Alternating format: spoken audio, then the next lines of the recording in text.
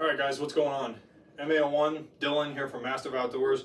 Today we're going to be talking about packing a rucksack, what I carry in my ruck for training that we typically do here. This is based on my needs for pretty much right now. We did a training yesterday and I packed a little bit differently. I used a different pack, but I'll get into all that. So we're going to break down all the kit that I carry in my ruck and stuff that's kind of in conjunction with my ruck, because I remember it's been a long time since I've done a packing video. Obviously, my last packing video was my SOG Ninja, which is just a 3-day bag. And you know, some people were like, "Oh, why isn't this in here? Why isn't this in there?" So that was typically, and most of the stuff that people were pointing out, why don't you have a radio? Why don't you have ammo? Why don't you have this and that? Was like shit that I carry on my rig. So I'm gonna try to include some of that stuff to be a little bit more thorough, I guess. So we'll go over the stuff that I would carry with me, maybe not in my ruck, but in conjunction with my ruck, and then we'll start breaking down the ruck and the other packs and stuff that go along with it. So we'll talk about comm real quick. So comm is king, obviously. Baofeng UV5R, pretty standard radio that a lot of people use for their personal ham radio, shooting, airsoft, whatever. They're great little radios. They're really cheap. They're hard to work on, from what I understand from my friends who tinker on radios, but they're cheap as hell. So you can honestly, if one busts, it's pretty easy just to buy another one. I have the extended battery to run on AA's, so that I'm not constantly relying on the little chargeable pack, but I do usually keep the pack in here for a backup, and then I have a whip antenna for a little bit of extra range. Two different PTT solutions, basically. So the first one is going to be my low profile one. This is typically what I would wear with a boonie or a beanie, any situation in which I'm not wearing a helmet, honestly. Sometimes I can wear this with my helmet, but at that point I'll use my contacts.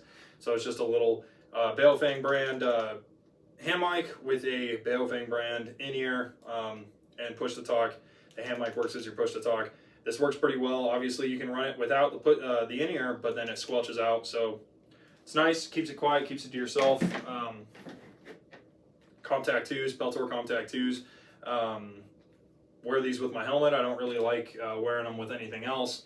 Yeah, they're great, but at that point, probably break down and wear those. I use these in conjunction with my U94 push-to-talk. I guess I could have pulled that out for the video, but it's like weaved into the molly on my carrier, so I didn't feel like fucking with it, to be honest. Good fixed blade, something everybody should have. This might be on my belt or on my person somewhere. Sometimes I do stuff it in my pack, but this is a fixed blade that I have. It's sturdy fixed blade. It has fire striker on the back and whatnot. Then other things.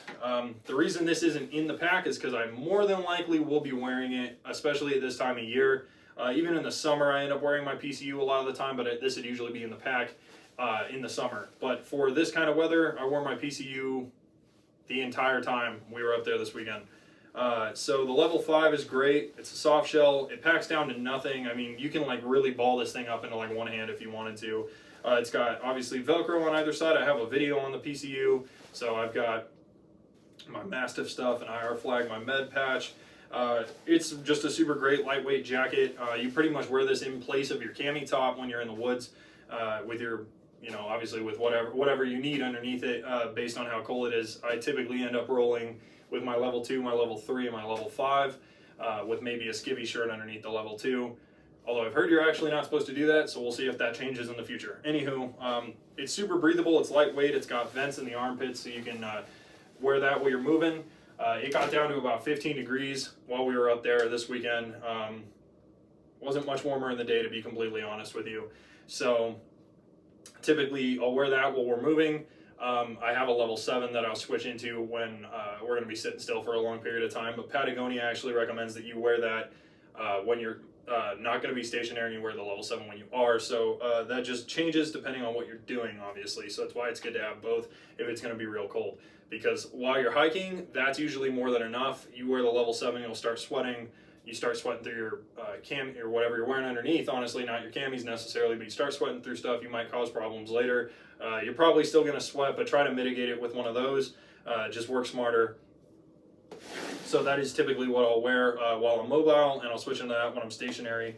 Obviously, your gear has to change when you're not moving. So other thing, Eagle Industries ERB belly bag. Sometimes I'll have extra med kit in it. Other times, this is pretty much standard what I keep in here. Just quick access stuff that I might need. So I'll have my headlamp for night movement. This is just a Bushnell headlamp. It's nothing fancy. It's got a red, purple, and white light settings. The fucking white light never works on this, but it's all good because I usually use the red. Extra chem sticks. Some electrical tape. I need a new roll. Face paint. Keep yourself concealed. Frog balaclava. This works great. You wet it in the summer, it keeps you cool. You wear it underneath your beanie in the winter, it keeps you warm. Frog balaclavas are the shit. In the smaller pouch, I've got a Marine Corps issue Lensatic compass. And then I have some reference cards, TCCC, maps, whatnot, and a notepad. I don't feel like unpacking all that. Then in here I have batteries for my various pieces of equipment, and they're obviously in Ziploc containers to keep them waterproof. So pretty much everything I have on my kit or that I bring with me is AA, AAA, or CR123. All of my Surefire stuff, my light for my Glock, my light for my AR, and my Surefire helmet light all run on CR123, so I have a lot of those. I've got AA's because, like I said, I have the converter for my Baofeng, so I keep the AA's in that. A couple other things I have AA's, the Peltors are AA, and then AAA, my optic, my SIG optic on my AR is actually AAA, as well as a couple small things, the headlamps AAA, so it's always good to have that kind of stuff. So that's pretty much everything that I'd use like in conjunction with the pack. The rest is going to be in the pack itself. Other things that I might use as well are going to be my Camelback sometimes. So it all depends on what you're doing. It's mission dependent, obviously. If I'm wearing, you can use that as an assault pack. Nick has a video about all these, and he has the same exact one that I do. So I'm not going to go too in depth about the Camelback. This is a Camelback mule, I believe, and it works as like a good little day pack. If you're not carrying, if you have your water in a bladder already, and then you're carrying this as an assault pack, you actually have a little bit more room. So sometimes I'll bring that. I'll stuff that kind of up under here, as well as actual assault packs. When you're PB. You're going to drop ruck, and then when you move out to your OPLPs or you're doing your roving patrols and whatnot, or RA, you're going to be wearing your assault pack, or you're going to load up your second line and whatnot to sustain you while you're going to be out there, and you kind of live out of your ruck. Nobody just walks around with the ruck the whole time. So the Camelback is kind of a great option for that, and if you need a little bit more than you actually have your assault pack, I don't have my assault pack to show right now. I have the SOG Ninja that I did a video on 5 or 6 years ago. Obviously that video is super out of date, but there is still some good info in there.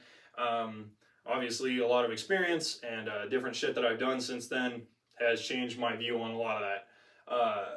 But that's a great option if you're gonna just like roll light with the assault pack. And then you have the FILBE pack, which will clip onto the top of the FILBE ruck, which is super sweet. I'm glad that the Marine Corps thought of that. The FILBE packs are pretty good assault packs as well. But like I said, if you just want something real light, it's pretty dope to just roll with the Camelback like that. You can wear, obviously if you're wearing your armor, you have your hydration bladder in your armor, then you can pack that up pretty well. If you're running a chest rig, then that's probably a pretty good option to carry the water itself as well. Other things that I might have, just because of my role on the team and with the dudes that we train with, I have my med bag. I'll do a separate video, full breakdown on my TSSI here, but this thing actually straps down underneath the lid of my FILBE really easily. I might do that on the overview video. So this, it might not look like it, but it does. If you get it wedged up in there and you crank down on these, you can keep that strapped in there. It'll keep it secure until you're in position and you can unload it and begin doing what you need to with that. Hopefully it's something you don't have to use, but if you are, if that's your role within the team, like it is mine, it's an important thing to keep with you, especially up there. Other thing, other pack, really, my Alice back, which is a lot smaller. I believe this is pushing 4K cubic inches, and I think this is only about 2,500 compared to your typical assault pack is going to be closer to 15 to 2,000. So the Alice pack is great. I'll do a separate video packing this. This is actually what I had with me this weekend because we were up there for a much shorter amount of time. So I didn't really need everything because this is kind of goes based on, this isn't necessarily summer or winter ruck. Sometimes it plays out that way, but really it just depends on what you're taking. It's all mission dependent and fluid like everything else. So this can be your summer ruck. Obviously, you know, dudes rolling out on ops at 29 with this. it might be hot as hell while they're out there, but they need to carry the amount of kit that's, they need this amount of space to carry all the kit, obviously, is what I was trying to say. So sometimes, you know, even if it's warm, but if we're going to be out there for a long time doing all kind of shit, I'll need this pack just for the carrying capacity. Whereas in contrast, even though it was 15 degrees yesterday, I just didn't have that much kit on me. I didn't need a sleeping system because I actually didn't sleep.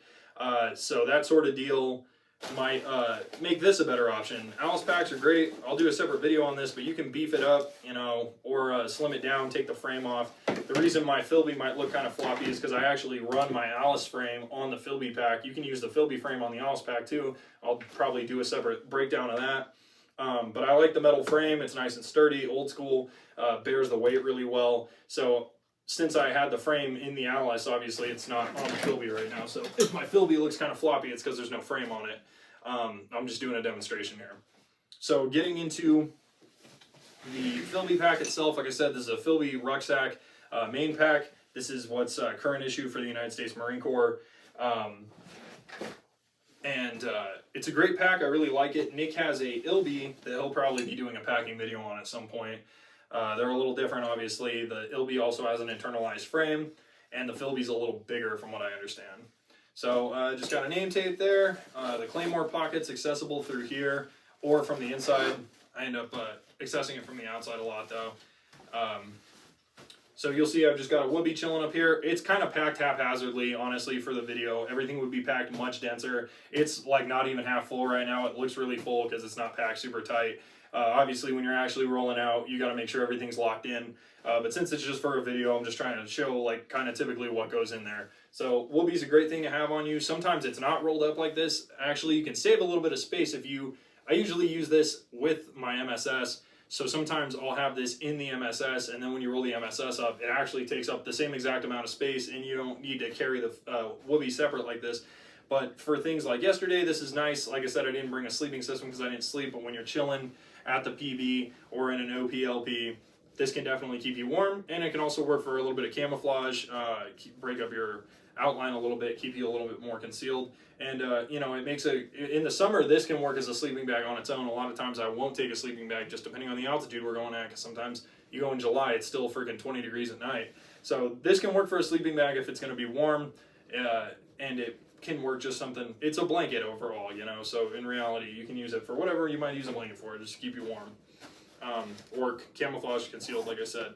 So, like I said, you know, the top of this is pretty big. Like I said, I fit my M9 here, my TSSI M9 with my aid bag, and then it wraps over. You can also fit camelbacks and whatnot laid across horizontally here, or like I just showed with the Whoopee.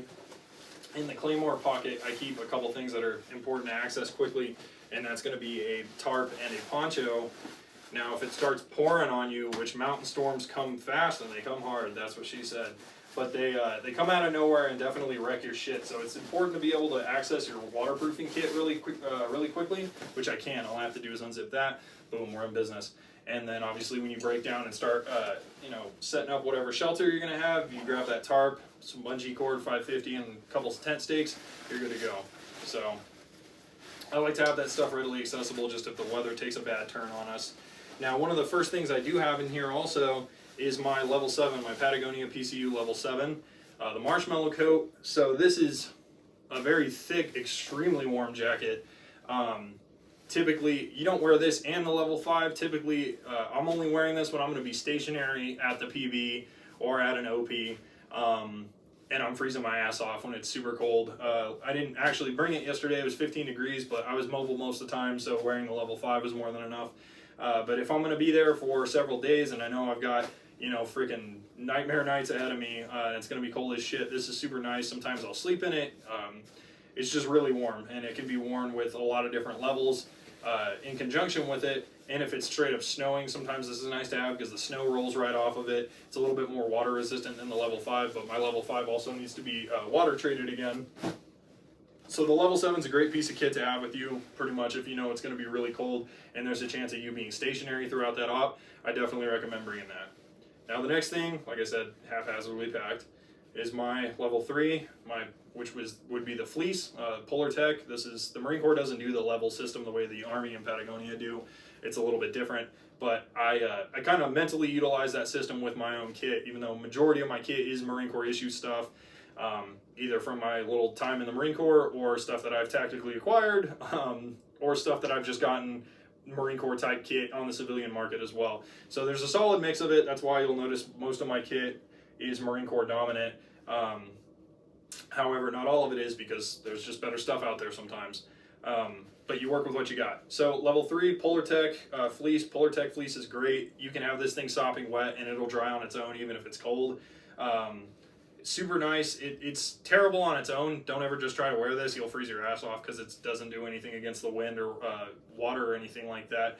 But even if you just wear this under a cami top, it can keep you quite warm. Typically, like I said, I'll wear a 2, the 3, and the PCU level 5 over top of that if it's pretty cold, and that's usually more than enough. Once in a while I'll break out my my green sweater here sometimes when I'm in the field as well. It just depends on how cold it is. So yeah, this is pretty great piece of kit though. It's definitely nice, keeps you warm. I like to sleep in these as well, and if I'm not sleeping in it, ball it up. It makes a pretty good pillow because it's softer than a lot of the other kit.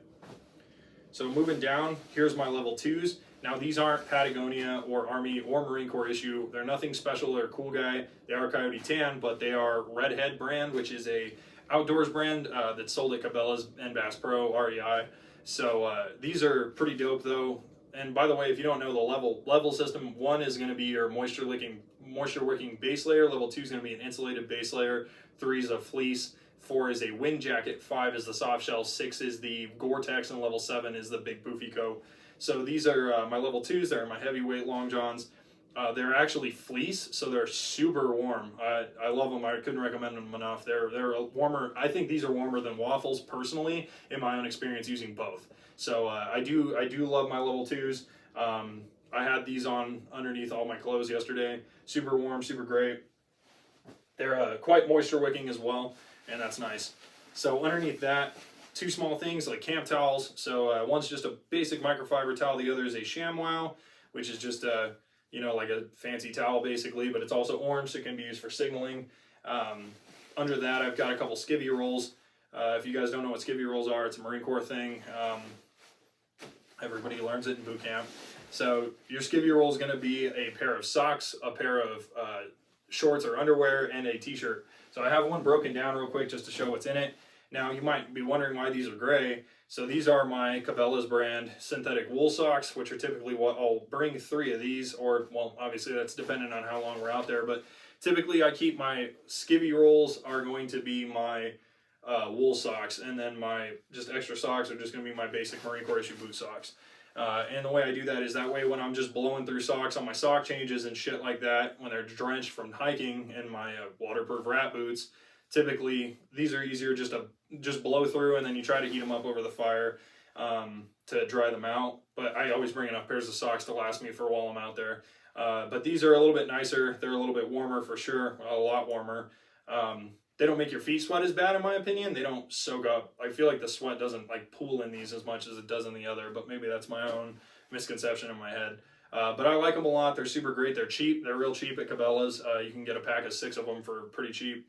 So yeah, I usually use those. That way when I do my like daily clothing changes, or when I've soaked through all my under layers and I'm changing, I've got a nice pair of wool socks to change into, as opposed to just putting another shitty pair of these on. Not to knock the boot socks, they're okay. Then the other things, keep PT shorts, just because they're super lightweight and breathable for your junk. You got baby powder on and stuff. Keeps your junk pretty cool, which is nice. Keeps you from getting fucking ass soup when you're in the field. Well, it mitigates it a little bit. And then under that, it's just going to be your Dry Duke shirt. This is just a standard Dry Duke Marine Corps t-shirt, what you wear under your camis. They're pretty good. They're moisture wicking. They do dry really fast. We used to do side-by-side comparisons sometimes in the Marines of like which shirts dry faster, and these beat the Softy cotton ones 10 out of 10 times. They dry way faster. If you have like the tactical tees, which is what you call them in the Marine Corps, but it's like an Under Armour type shirt, like more silky material, those dry even faster. So if you're bringing those, that's great too, which can be nice in the winter because like I said, when it's real cold out, you can't really bank on your clothes being warm in the dry in the morning, even if you hang them out over the fire, just because sometimes it gets too fucking cold and they just don't dry. So sometimes, you know, having moisture wicking clothing and clothing that dries fast is extremely important. So typically, I mean, I have 5 pairs of boot socks in here right now, just the standard Marine Corps issue boot socks that you get from the MCX. There's 2 other pairs in there somewhere. So they're good socks. They're good boot socks. I don't know what the blend is on them. They're pretty good. I know a lot of Marines dog them, but I never really have issues with them. And I've got a shitload of pairs of them left over, obviously. So I do like them, but it's nice to have the wool in the winter for sure. Other than that, we got a couple sets of camis. So I'd have two tops, 2 blouses here, and then 2 trousers, 2 pants. So depending on how long we're up there, I might, if I'm only gonna be up there for like a day, I might not even bring a change of clothes, or I might bring 1 extra set, you know, just in case we get rained on or I get soaked from sweating or something like that. It's nice to have an extra set, but typically if we're gonna be out there for several days, then I'll bring several pairs of camis to change into.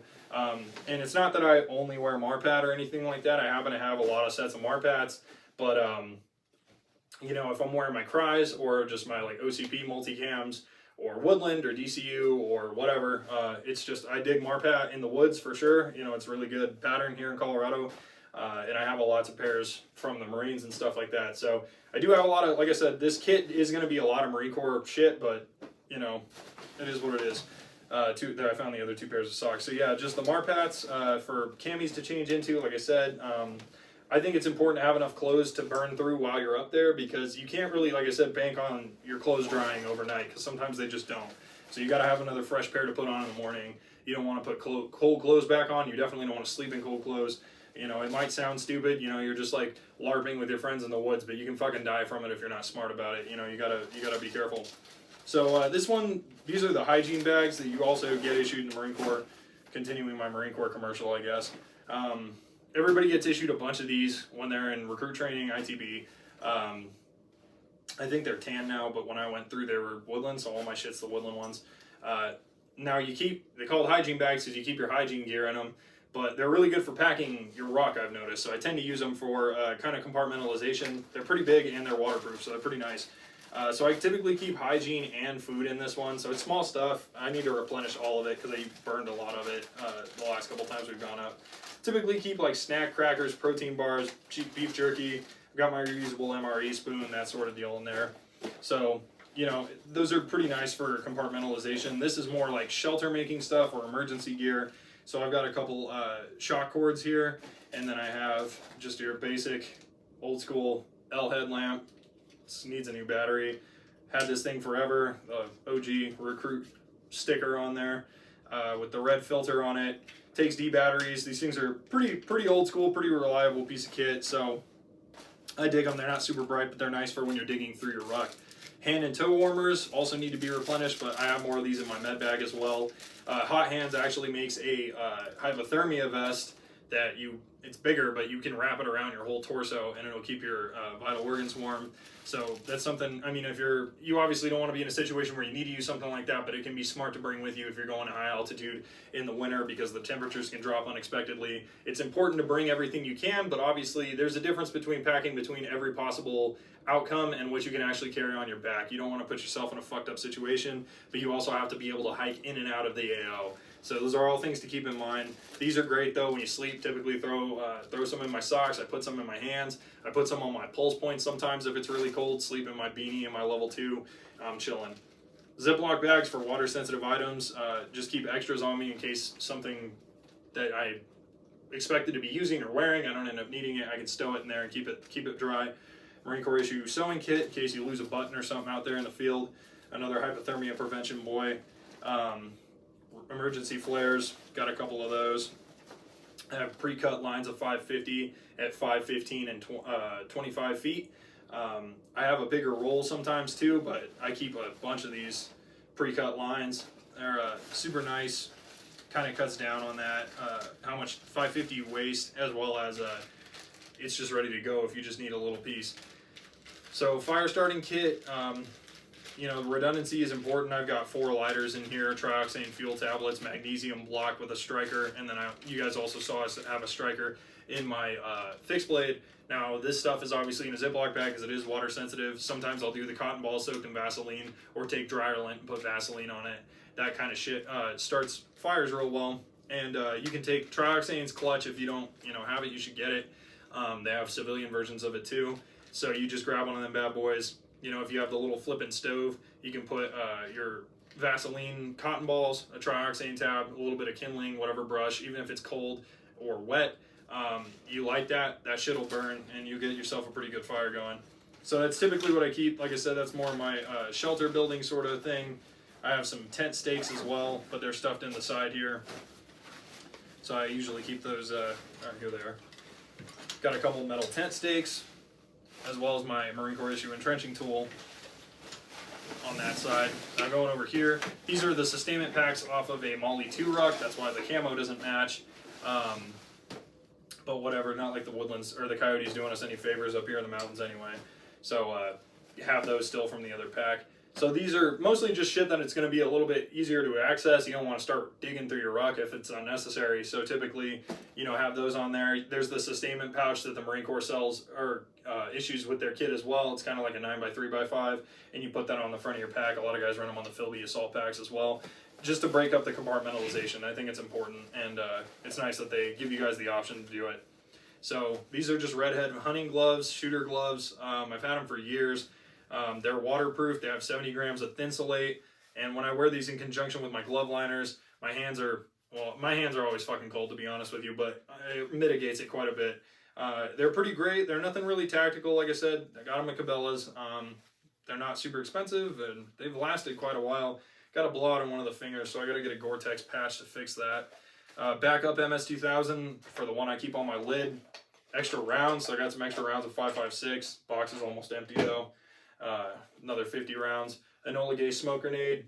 They're good for a lot of shit. Obviously marking, signaling, use them to break contact, that sort of deal. Gators, these are from a brand called Game Hide. I also got these at Cabela's. They're nothing tactical or special. They're not camouflage. They're just black. I store them inside out like this. That way, whatever shit is on the inside, on the outside of them, stays on the like rolled up like that and doesn't get all over all my other kit. But I think gators are kind of a necessity up here. When we go to the mountains in the winter, even if we pick an area that's got low snowfall is still probably going to be 6 inches at least everywhere. And then you're going to have areas that are usually a foot or 2 or 3. Even if there's not a lot of snow up there, there will be a lot of snow in certain areas. And then obviously if there's a lot of snow, you're going to be up to your nuts in the snow the whole weekend regardless. But this kind of helps mitigate that. Obviously, I wear waterproof boots. All the boots that I use are waterproof. And then I blouse my boots. So I try to keep as much shit out of my socks and out of my pants as possible. But it happens, especially when you're real tall like me, even with my medium extra long camis.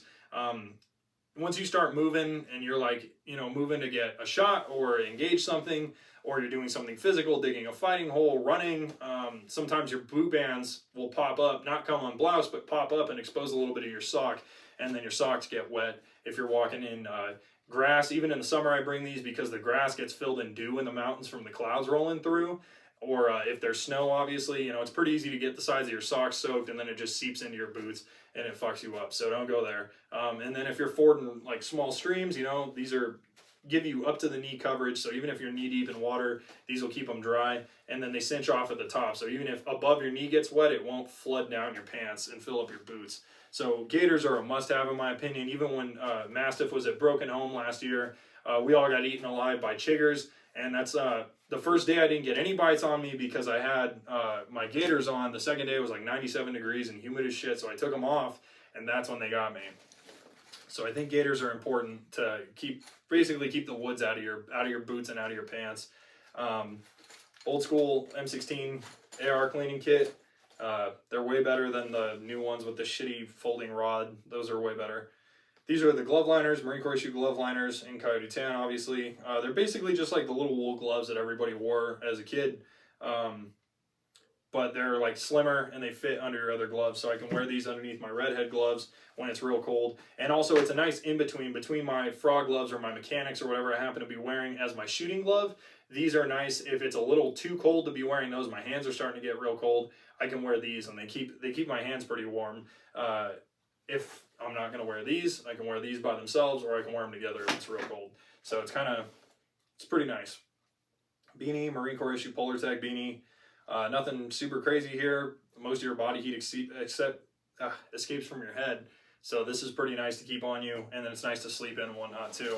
A lot of times I'll just wear that, which is why I have the in-ear Marine Corps issue boonie. Switch into that when it warms up a little bit. Most of the time in the day you can veg it up if you're at an LP, you know, trying to stay concealed. You can veg it up. It'll break up your silhouette a good amount. You know, obviously all the Marine Corps ones have the little sweat liner and whatnot in there, so it's a good piece of kit to keep on you for sure. Cami netting, another thing. Once you're in your blocking position at the PV, you start vegging up, grab some jute and whatnot, start, like I said, vegging up with whatever's there. Wrap this over, get your position concealed for sure, and then even more so if you're at an OP. The last thing in here is a shamog. I mean, I used to think shamogs were cool as fuck. I'm not really somebody that wears a shamog these days, but it is a useful piece of kit. The green one like this, you know, it can use for a little bit of concealment. You can break up your silhouette with it. People make ghillie suits with these things. So you can break up your silhouette quite a bit with a shamog, as well as using it to keep you warm, or you douse it with water, it keeps you cool in the summer. It is a scarf after all, so it can keep you warm in the winter. You can see I've torn a couple strips of it off. It can make useful, just a little bit of extra fabric to like tie something in if you're trying to make like a veil. Or, you know, one of my friends had to wipe his ass with one time because he didn't bring his baby wipes. You know, you gotta do what you gotta do. It's just basically extra cloth that's not high vis. So it's an important piece of kit, I think, to keep on you. The last thing really in the pack, I have a canteen, 2 IR chems, 2 regular chems. Typically I'll hump out with Camelback on my back, either in my Camelback mule or in my hydration carrier, and I'll either have 2 canteens or a canteen and an Nalgene. I tend to like the Nalgenes because the mouth is bigger so they don't freeze as bad. Then in the bottom here I have my MSS. I'm not going to unpack it because it's a bitch to repack. So this is just the old school black, green, and woodland MSS. So three-piece sleeping bag. It's super nice. Obviously they have the newer ones. The Marine Corps also issues a new sleeping bag now. The happy suit and whatnot, and it has the part that pops up so bugs don't get on your face. The whole thing's coyote tan. They're pretty sweet. I might be looking at getting one in the future here. I obviously don't have mine anymore, but I do have the MSS. It's just an old school piece of kit, but hey, it does the job for sure. They're rated to -20, I believe, just the bag. I think they rate it to -30. That pushes out if you're wearing waffles. And typically, you know, like I said, I sleep with hand warmers on. I sleep my beanie, my level 2. Sometimes if it's really cold, I'll have my level 7 on, or a pair of dry camis and some wool socks. That sort of deal. I wrap up in my whoopee, and I'll have that on my isomat. That's the thing I fucking forgot. My isomat. Z-Fold isomat by Thermarest. You can look up what it looks like. I'm not going to run down and grab it. So all that sort of deal, you get that. You throw some pine boughs on the ground where your isomat's going to lay. It's not going to be super comfortable, but it'll keep you dry and insulated. Keeps you off the ground from, you know, the ground sucking the heat out of you. So it's important to bring shit that's appropriate for, you know, where you're going to be staying and how cold it's going to be. So the MSS has never been an issue for me. The coldest I've ever camped was -10. I was cold as fuck, but, you know, I'm still here. I didn't die. So, you know, it did the job for sure. And that's pretty much, I'm sure this video is long as shit. I love to ramble, but you'll see that me and the guys on the team like to be pretty in-depth with our videos as well, not pump out shitty content. So, this is pretty much everything that I keep in my ruck, and kind of in conjunction with the shit that I'll use on my person.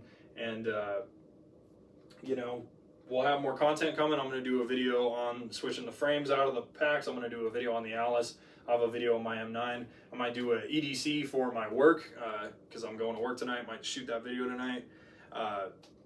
So I hope you guys enjoy the video. You know, rate, comment, subscribe. Stay safe out there. It's a crazy world. Shout out Moe Guns for the flag. Have a good night.